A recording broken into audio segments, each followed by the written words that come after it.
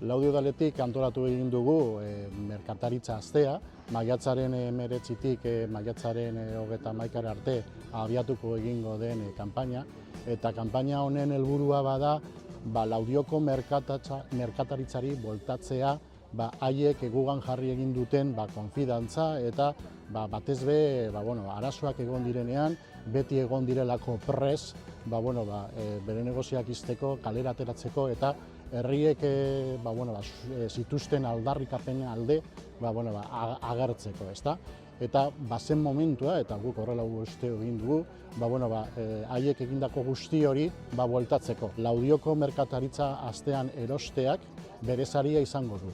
Horrek esan nahi du, herriko establezimenduetan egingo diren 10 eurotik gorako erosketak parte hartu ahal izango dutela sosketa batean, nun oparituko egingo ditugu opari bonoak. Hau bada, gero ere, bono horiek gure merkataritzan trukatzeko bonoak izango direnak.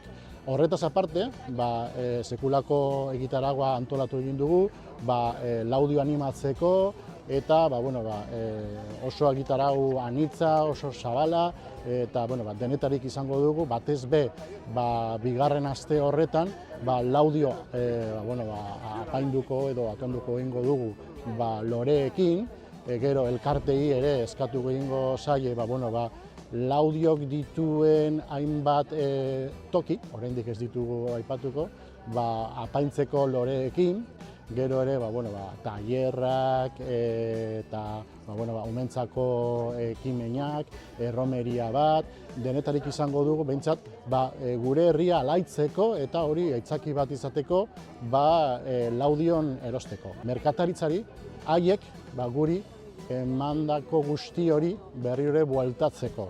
Azken finean, laudiarrak gara eta Laudioko merkataritza bizirik baldin badago, Laudio herria ere bizirik egongo da, eta hori da daukagun helburua.